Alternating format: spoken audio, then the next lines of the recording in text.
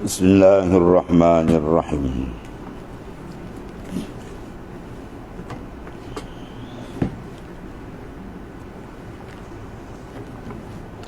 Babu ma jaa fil wudu yaumul Jumaah situ.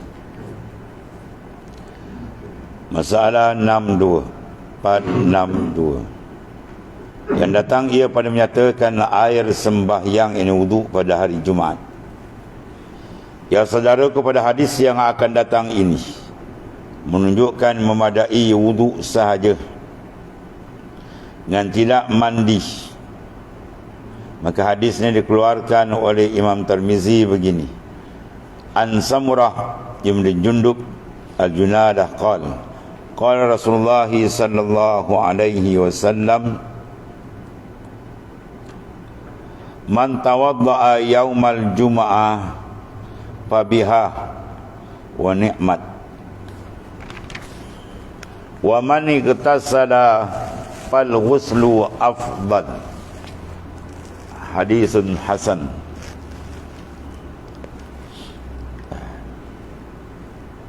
Diriwayatkan daripada seorang sahabat Rasulullah SAW yang bernama Samurah bin Jundub. Katanya telah bersabda Rasulullah SAW, barang siapa mengambil wudu ia dengan tiada mandi pada hari Jumaat, dia pergi ambil semayang wudu, dia pergi semayang Jumaat tanpa mandi, maksud dia mandi ambil semayang sahaja. Apa hukum dia? Maka dengan sunnah mengambil ia, yakni apa? Mengambil ia dengan barang yang diharuskan dia oleh syarak, iaitu meringkaskan atasnya daripada wudu. Maknanya diharuskan. Seorang tadi tak mandi tapi badan dia bersih, kemudian dia ambil wuduk, dia turun pergi sembahyang Jumaat, tidak mandi sunat Jumaat, maka hukum dia apa sini? Harus, berdasarkan hadis ni. Iaitulah belakang tu, afdal. Dan sebagusnya perbuatnya lah, yakni mandi. Kemudian Rasulullah menyambung, wa man igtasala fal ghuslu afdal. Dan barang siapa mandi serta mengambil wuduk, dia mandi kemudian dia ambil wudu. Mana kata salah kemudian dia ambil wudu. Tapi kalau ikut di sini kata wa mana kata salah, barang siapa yang igtisal, barang siapa mandi. Maksud mandi itu ambilnya wudu sekali lah. Maka kalau begitu fal ghuslul afdal, maka mandilah lebih afdal. Mana di sini satu kaedah kita dapat. Apa dia kaedah? Al-afdaliyah la taqtadil wujud. Al-afdaliyah, bila keadaan amal itu afdal, maka la taqtadil wujub, tidak menghendaki wajib. Ya, dia sengaja afdal saja. Kalau wajib dia tak sebut afdal, bahkan yang mana wajib lebih besar maknanya. Jadi kaedah kita bila afdal la taqtadil wujub. Ya. Jadi dalam hadis ini disebut afdal. Makna afdal daripada wuduk sahaja. Bermakna wuduk tu boleh, dan bila wuduk tu dah boleh, harus, maka mandi tidak menjadi wajib, cuma dia dikatakan sebagai afdal. Jadi hadis ni dipanggil sarif, memalingkan makna hadis yang lainnya. Dia menyebut cara terang lapar wajib. Ghuslul yaumul jum'ah wajibun ala kulli muhtalim. Bermula mandi pada Jumaat wajib ala kulli muhtarim, atas orang yang telah bermimpi, mana orang yang telah balik. Jadi lapas wajib ini menurut ada perbahasan ulama yang kata wajib sini dengan makna sunnatun muakkadah, sunat yang kuat saja berdasarkan hadis ni pula. Sebab hadis ni menunjuk fal ghuslu afdal. Bila kata afdal, al afdaliyah la taqtadil wujub, bila keadaan itu afdal, dia tidak menghendaki wajib. Itu dalam mazhab Syafi'i letakkan sunnatun muakkadah, ya, sunat yang kuat dituntut sahaja, tidak tanpa peringkat wajib. Di samping itu ada pendapat ulama lain mengatakan wajib, ada benda itu mukhtalaf.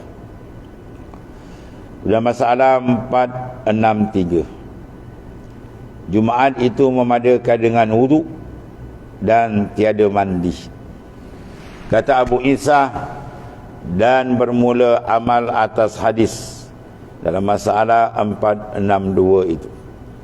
di sisi ahli ilmi daripada sahabat Nabi sallallahu alaihi wasallam, dan mereka yang kemudian daripada mereka itu memilih mereka itu akan mandi pada hari Jumaat, dan memikir mereka itu bahawa memadai oleh wudu daripada mandi pada hari Jumaat. Dan kata Al-Imam Syafi'i, dan setengah daripada yang menunjukkan atas bahawasanya suruh Nabi SAW dengan mandi pada hari Jumaat atas jalan suka hati, bukannya atas jalan wajib. Suka hati makna hadis itu sunat. Ya, Imam Syafi'i dalam Majmu', Imam Syafi'i dalam Al-Um, dia selalu membuat ibarat, ya, wa uhibbu, mana aku kasih, aku suka je. Itu cara ibarat ini buat dalam apa, Al-Um oleh Al-Imam Syafi'i.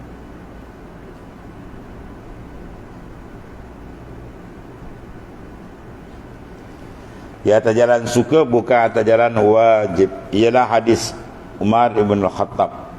Sekira-kira katanya bagi Sayyidina Osman pada masa ia berkhutbah Jumaat di atas mimbar, ya, dan wudu pula ya Osman dengan gopoh, yakni tak usahkan mandi, hingga wudu pun tidak disempurnakan dengan sunatnya dan maknanya yang auratnya yang baik. Maksud dia apa tu? Menandakan bahawasanya wudu saja memadai. Cara luruskan. Dan sesungguhnya telah engkau ketahui bahawasanya Rasulullah SAW menyuruh ia dengan mandi pada hari Jumaat. Maka jika maklum pada Sayyidina Umar dan Osman akan bahawasanya suruh itu adalah jalan wajib, bukan atas jalan suka hati, mana jalan sunat mustahab, dan saya tidak dibiarkan oleh Sayyidina Umar akan Sayyidina Osman radhiyallahu anhumah tidak mandi, dan saya dia suruh dengan sungguh, sebab Sayyidina Umar kita tahu garang dia kan, bahkan disuruh pula mandi, dan dikatalah oleh Sayyidina Umar begini baginya, baliklah engkau pergi mandi. Itu bahasa, kalau ke bahasa kita, pergi balik, keluar mandi dulu. Sebab benda ni wajib, dan Sayyidina Osman pun kalau tahu wajib, maka dia tetap pergi. Tapi bila dikatakan tidak mandi, Sayyidina Umar teruskan khutbah dia dan tidak membuat arahan supaya keluar mandi. Dan pula tiada tersembunyi atas Osman, Sayyidina Osman alim sahabat, mana orang besar-besar belaka, serta tahunya akan yang demikian itu. Dan tetapinya menunjukkan ini hadis akan bahawasanya mandi pada hari Jumaat itu padanya fadilah, mana kelebihan saja, bukan kewajipan, daripada kataan wajib atas seorang pada demikian itu. Itu makna afdal daripada hadis yang kita baca. Habis. Dan satu lagi masalah, Jumaat itu mendatangkan pahala besar bagi orang yang perginya. Ya saudaraku, pada hadis yang akan datang ini menunjukkan pahala besar bagi orang yang datang Jumaat kemudian daripada telah diperelokkan wuduknya. Maka hadis ini dikeluarkan oleh Imam Tirmizi an Abi Hurairah radhiyallahu anhu qala Rasulullah sallallahu alaihi wasallam man tawaddaa fa ahsana wudu'ah. Diriwayatkan dari Nabi Hurairah radhiyallahu anhu, katanya bersabda Rasulullah SAW, barang siapa mengambil wudu ia maka mengelok, fa ahsana, dia mengelokkan wudu'ah, akan wudu dia. Kemudian summa atal Jum'ah, mandi datang mengerjakan sembahyang Jumaat, ya. Yang ini mendatangkan segala sunat, itu mengelokkan wudu, dan meninggalkan segala makruh dia, dan mengerjakan dengan adab-adab dia. Selepas itu summa atal Jum'ah, kemudian dia datang kepada hari Jumaat, mengerjakan Jumaat, ya.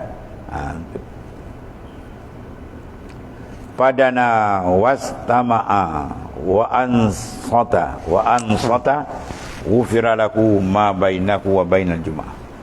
Kemudian dia datang pada Jumaat pergi Jumaat dan hampir ia dengan khatib, mana duduk depan, dan dia memberikan fokus mendengar akan khutbah dan diam, tidak bercakap, dengan tiada berfikir ke mana-mana. Dia fokus. Jawab dia, diampunkan baginya akan dosa barang yang antaranya dan antar Jumaat. Mana Jumaat punya dosa tu habis, Jumaat lepasnya sampai sekarang Jumaat lagi satu, diampunkan oleh Allah Subhanahu Wa Taala.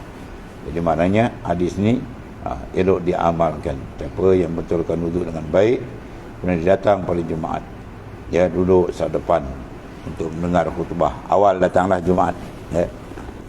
Sekarang pula ada apa, kuliah Jumaat macam-macam.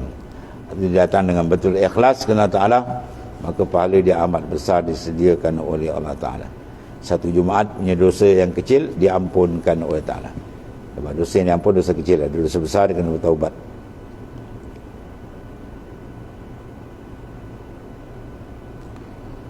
Kemudian diampunkan pula wa ziyadata salasati ayyamin wa man massal hasa faqad lagha. Tadi dapat apa?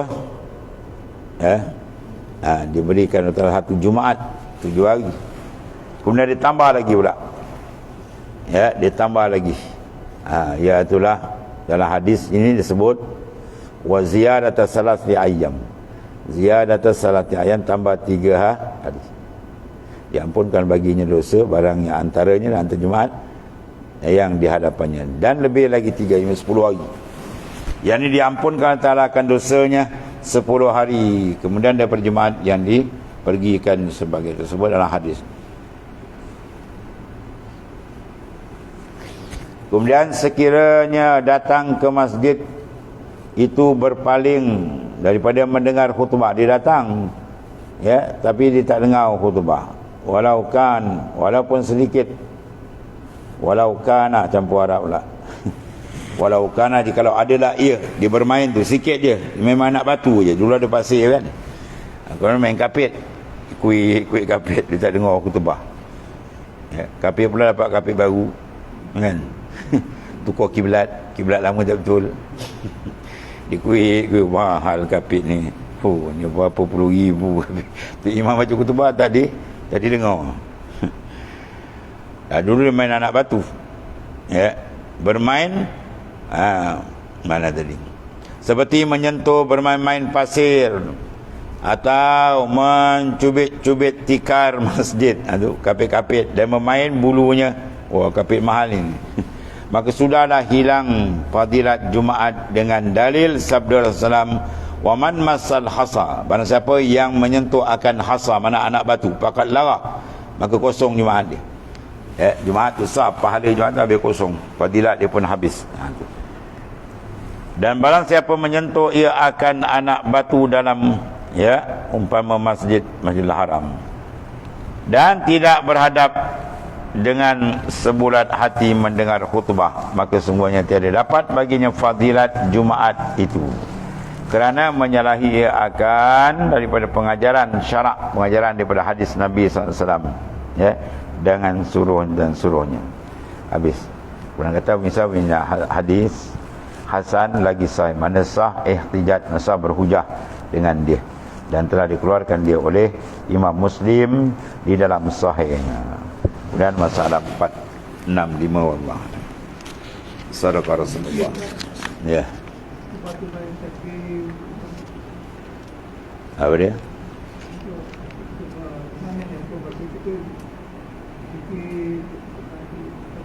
Zikir. Kalau dia zikir tu dia menghadap siapa?